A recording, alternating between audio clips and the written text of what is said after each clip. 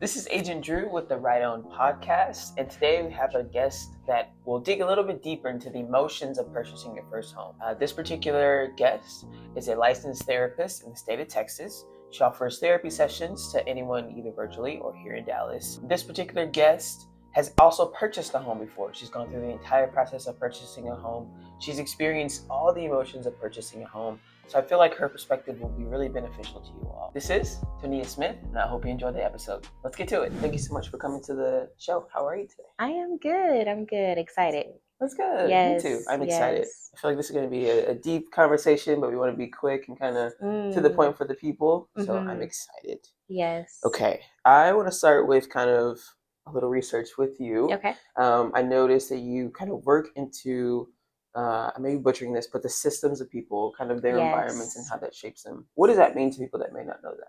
Yeah, well, the theory that I work out of is called Bowen Family Systems Theory, and it basically talks about how everybody is in a system. Even you and I are in a system right now, and I like to kind of describe that as us being in a fishbowl. And the people who are in that fishbowl, they all have to kind of cohabitate together. There's an ecosystem that's created when they're in that fishbowl. And then whenever you talk about anxiety or emotions, that's the pollution that can be introduced within that ecosystem. And so if you're not careful, you can have these fishes swimming around in this polluted environment. And my job as a therapist is to help you figure out how to put a filter within that fishbowl so that you can navigate your way through those emotions instead of letting it turn into anxiety. And then you're in an atmosphere of regulated emotions, regulated thoughts. Gotcha. Okay. So would kind of you see sometimes online like saying positive things and only being around positive people, is that kind of that filter that we're putting up? Well, no, because I don't feel like that's actually genuine. If you are only looking at positive videos or positive content, you're not really getting the reality of the climate that you're in. You're kind of putting this false narrative in front of you. But it's when you're able to look at whether it's positive content or negative content, and not necessarily be impacted by it in the same way that you used to, or not driven by it, that's when you get the result that you're looking for. Okay, gotcha. So it's more of like taking all of the fish in that bowl and being like, this is a bad fish, this is a good fish. I know what they are, but I still need to get to the other side of the bowl, kind of that way. Well, no, the fishes aren't bad. It's the pollution that's bad. Oh, within the bowl. Yeah, okay, I see what you're saying. yeah. I see what you're saying. Okay, gotcha. Okay, Yeah. makes sense. Okay, with that kind of lens, how could someone prepare? Like we focus here on first-time home buyers, so how could someone prepare, I guess, their fishbowl to be ready to purchase a home? I'm more interested to know, like, buying a home is buying a home. That's a big move. Yeah. But also, it's probably the most expensive thing someone's going to spend on or purchase in their lifetime. So how could they prepare for that?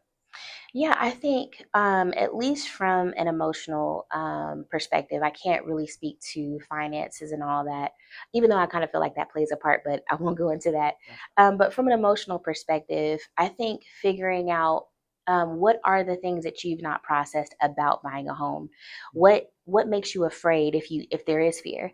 What makes you excited if there is excitement, right? Like whatever the emotions are, begin to be the investigator of that emotion, whatever that emotion is. So that way the answers to your questions kind of help you figure out, oh, this is what I need to do. So if I'm afraid, let's say, to buy a home, I'm going to ask myself again, why am I afraid? Well, I'm afraid because the market, I keep hearing that the market is bad for buying a home right now, or I keep hearing this and I keep hearing that. Well, I need to ask myself, where am I getting my news from? Where am I getting my these perspectives from? Is it from people who are trying to discourage others from buying homes right now for whatever agendas they may have? Or am I hearing content from people who are looking at things from a very widened perspective? They're not being biased about the information that they're giving. Gotcha. Yeah. That makes a lot of sense. There's a couple creators. They're like, you should buy a home, and then some are like, you should, like, absolutely. But it's like, I guess understanding what's best for you and like processing. Okay. Yes. Awesome. Yeah. That makes sense. And then you focus your practice on working with couples. Most people, I'd say most, but sometimes people get married first and then they purchase their first home. If that timeline were to be, for example, if you're getting married and then a year from now you're closing, what could couples be doing within their relationship and kind of in terms of co-piloting this, financial and this move together to make sure that one, the relationship doesn't fall apart, and two, that the goal is actually achieved at purchasing a home too. Yeah, I feel like the best way to prepare, if you're a couple, a married couple specifically, the best way to prepare for buying a home is figuring out how to handle conflict, Okay. and how to handle disruptions. Because I don't care what anybody says, buying a home is traumatic on the nervous system. I'll Hmm. say it like that, right? Like it's maybe not traumatic in the sense that we would compare it to with other circumstances, but again, it is extremely disruptive because there are so many emotions. Hmm. And if you're not figuring out how to ride that wave with your partner, then it can be really grueling when it doesn't really have to be. Yeah, Yeah, that's true. I guess I'll skip around too, just because you mentioned it. I've heard that moving is the second most traumatic thing someone can go through. yeah. How could someone, I guess, prepare for that trauma? Is there any Mm. way to prepare for that trauma, or is that something they just kind of have to go through? I think it's becoming that investigator, like I was saying before. When Okay. you are an investigator of yourself and you're asking yourself, what am I really not settled with about this? Hmm. What am I uh, what maybe discouraged is another emotion that I can think of. Maybe I'm discouraged because I'm not making the amount of money that I want to make before I Hmm. buy a home, or maybe I'm discouraged because I'm comparing my life to what my parents' life looked like when they bought their first Hmm. home, and it's different. They were on the up and up, and I'm barely getting there. Hmm. I have the money, but I don't have the money like they did. But I have to remember, again, if I'm that investigator, I've got to look at all of the surrounding circumstances to when they bought their home. And it's completely different. It was a completely different market, a completely different economy, from when they bought their home as to when I bought mine. Gotcha. Hmm. Okay. I noticed something too, like when I personally bought my home, Yeah. the emotions I felt were just straight anxiety. So from the Mm. moment I was under contract to closing, I just felt so anxious every single day waking up and every Yeah. day going to sleep. I got, no sleep basically while I was under contract. Mm. I think I even had like one or two panic attacks while under contract. Wow. And like you're saying, I think the thing for me was that like I was my own agent from shopping Mm. to under contract, but once I was under Wow. contract, all that power went to my lender. Oh, yeah, yeah, So, yeah. what kind of advice would you give to someone to let them kind of let go and let the professionals do what they do best? Yeah, well, I'll speak from a little bit of experience here, Hmm. just to be transparent. When I was buying my first home, Hmm. I felt that same way as well. Like the entire time, I felt like I was going to, well, I felt anxious, but let me tell you why I felt anxious. The narrative that kept running in my over and over again in my mind was, I'm going to lose this. There's going to be something that falls through, something that I didn't think about, something that the bank didn't consider. Hey, Tania, we found this on your record. Hmm. This is going to make you ineligible to proceed. Hmm. And I just felt like something was going to happen within that 30-day time frame. And so ultimately, what I was really coming up against was feelings of me not deserving this, feelings of me not being able to sustain this, or that something was going to, again, something bad was going to happen and I was going to lose this all. That's the underlying thing. I'm going to lose this. Hmm. And like you said, it wasn't until I was completely done with the process that lifted off me a little bit. Even there was some residue after Hmm. closing for sure, but I think that's the thing that people have to figure out. What's the talk track, or what's the thing that just keeps going off in your mind as you are in that state of high anxiety? Okay. Yeah. I mean, there's nothing I could do. Like my Yeah. lender was, I think she works remote, so I couldn't Mm. like y'all okay in there? You know what I mean? And Right. like, because the inspector comes out to your home, the appraiser, they do. I didn't need a survey, so that was like the only person that like y'all okay, and Right.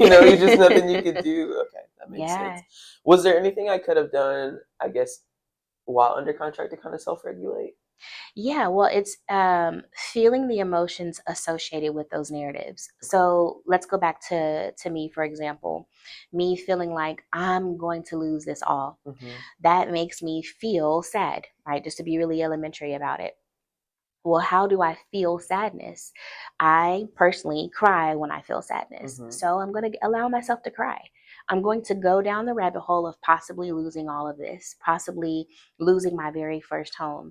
And then once I release those tears, I'm now able to transition into an intellectual space.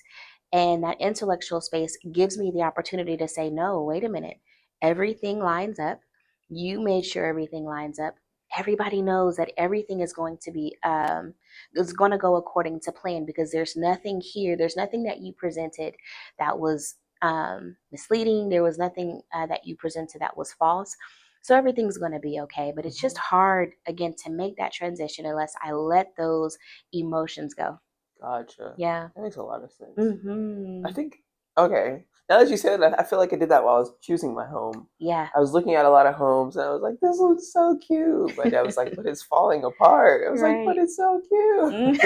Right. So when I finally found the house that I have, my dad liked it for me because it's structurally sound. But I was like, I don't know, it's just kind of blank. And he was like, it's a blank canvas. Like, you do whatever you want to it. Mm, He's like, but it's got like a little mid-century feel. And once he said mid-century, it's like I saw mm, it then. I was like, it is a mid-century modern. And so from wow, there, I was able to kind of logically be like, okay, let's go write the contract. that's But good. shopping emotionally, like you said, that you're not gonna go anywhere. You're just Yeah, gonna, exactly. yeah, okay. Exactly. That's interesting. That's a good way to put it. To just get Hmm. them to go through the emotions first, and then bring out the Yes. brain. Because a lot of people are trying to avoid their emotions. They're trying Hmm. to do everything they can to get away from them because it feels really uncomfortable and really chaotic. But Hmm. the moment you just let the emotion do whatever it needs to do, it's released. And then now you can get back into an intellectual perspective. Yeah, Hmm. I've heard somewhere humans were like the only species that doesn't like growl or kind of roar or let it out. Is when you say go through emotions, is that something that people could do and just? I know it looks Totally. awkward, but does it work?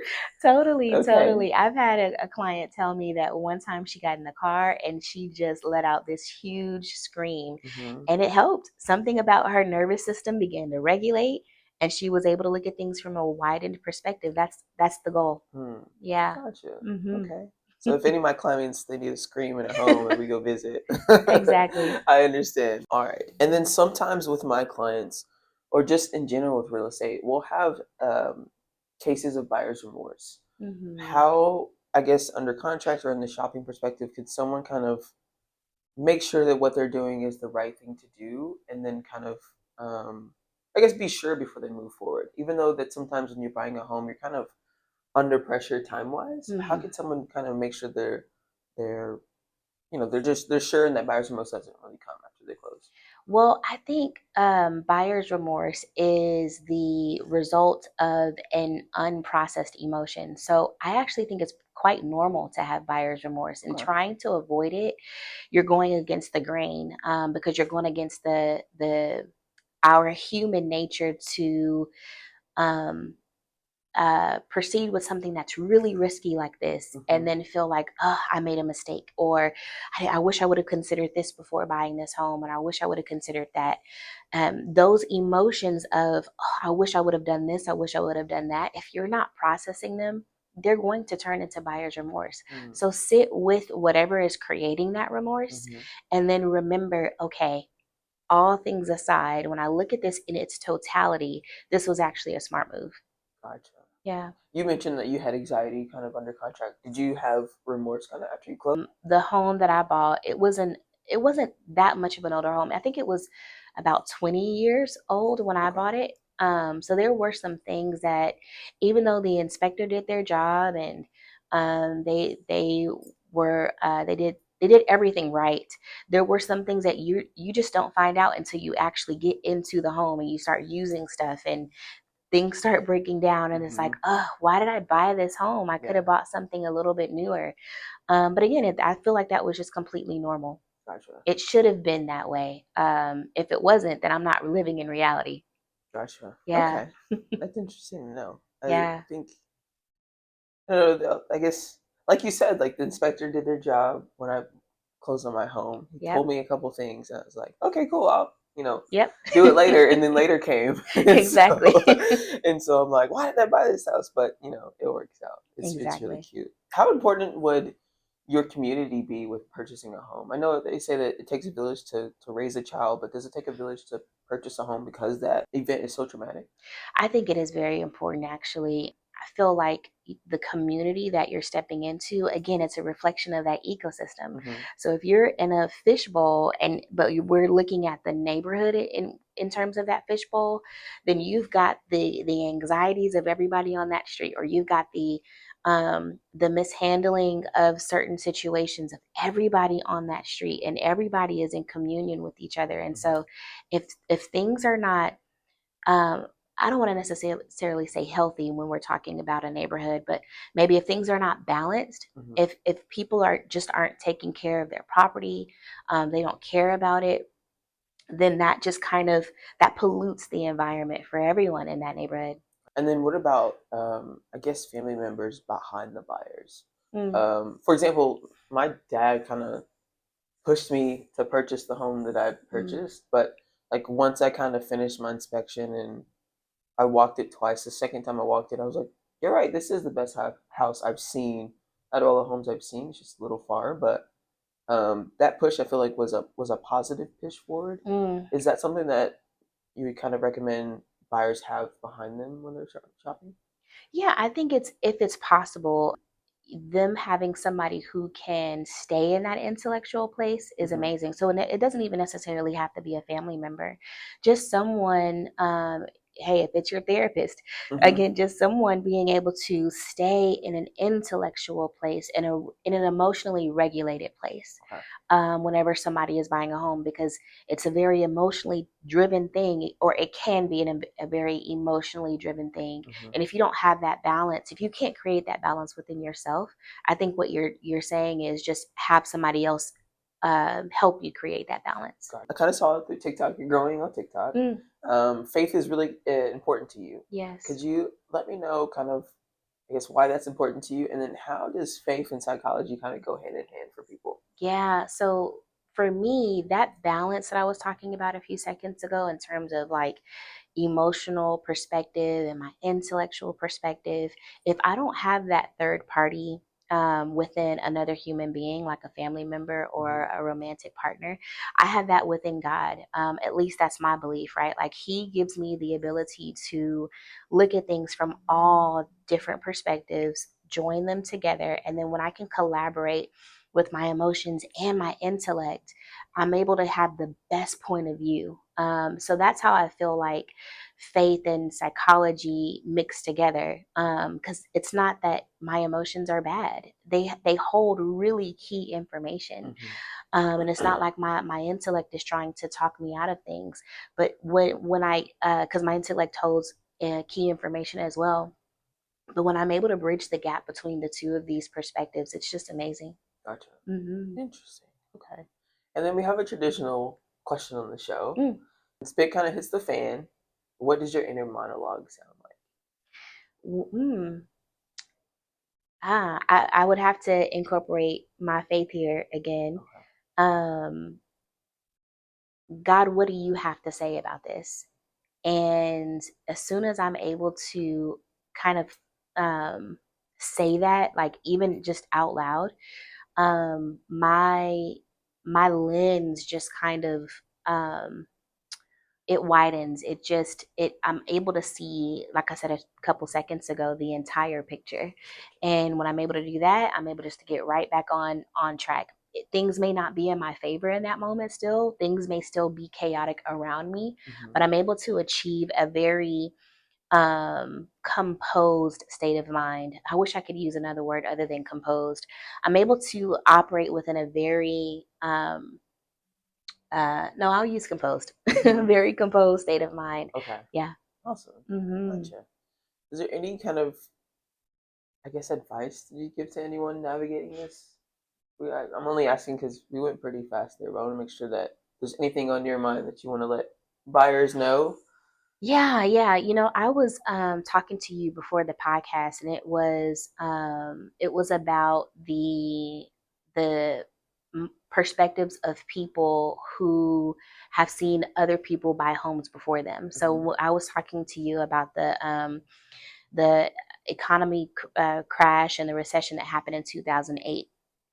If people looked at that as their guide, right? Like, and they say, well, that happened in 2008, and we're getting ready to head into another crash shortly here, like that. If that's the perspective, then of course they would be afraid to buy a home right now, because what happened to that generation? And if you're not processing your emotions about what happened to that generation, Hmm. you're bound to believe that that same thing is going to happen to you. Now, don't get me wrong, there could actually be a crash. We don't know that, right? Like, there could be a whole nother recession. But if I don't work through the emotions surrounding that, I'm going to do what they did. Hmm. What they did, they lost everything because they were not expecting. They weren't expecting the impact of that recession. Hmm. I can now, if I process my emotions, get those things get those things out of the way. Hmm. I can gather the information that I need from them, and then I can prepare myself on the financial side. I can build 8 months worth of savings to where if I'm not receiving things on a financial level like I'm used to, hey, that's okay because I was prepared for it. Me pretending like 2008 never happened because it was too emotionally charged sets me up for failure. So if I could leave something with your audience, it's just figuring out what's floating around in my fishbowl. What are the emotional narratives that Hmm. I don't want to look at? And when I'm able to process those emotions, I can put a filter within my system Hmm. and I can look at things from a very regulated point of view. Gotcha. Hmm. Interesting. It's funny you bring up 2008. 2008 for some people, depending on your age, is different, like lens. Yes, So totally. someone as much as 5 years older than me is maybe afraid of 2008, Yeah, but yeah. folks that are my age and younger, they're like, man, I wish I would have bought a house in 2008, but I was in preschool, so I just, just something like that's our ongoing joke with my Yeah. generation. So I think it's so interesting that you say that because I also hear too, like people may be afraid of 2008, and you also have some people that are waiting for post-COVID interest rates as well. Wow, yeah, yeah. And then I feel like those are two things that they may never happen again, but we're still Mm, kind of either hopeful for them or scared of them. yeah. Is that something where is it possible for someone to say like, okay, regardless of those two, the positive of a super low interest rate or the negative of a crash, Hmm. is it possible to take those two in your head events, push them to the side, and just go forward no matter what? Yeah, totally possible, but you have to deal with the emotions of it, right? Okay. Like, because you could be really enthusiastic and really hopeful that the interest rates are going to fall, Hmm. but what happens if they don't? Hmm. Right? Like, and I've actually have a client who just bought a home, and she bought it at a really high interest rate because her team members told her, no, the interest rate's going to fall, you can refinance later. And so she got really excited about it, bought the home, is extremely settled within the property. But when she's looking at her mortgage payment every single month, or her interest payment, it's just like, I don't know if I can handle this. But it was her enthusiasm, it was her excitement that got her to this place or this high. And then now when she's looking at the bill, she's like, this is a lot.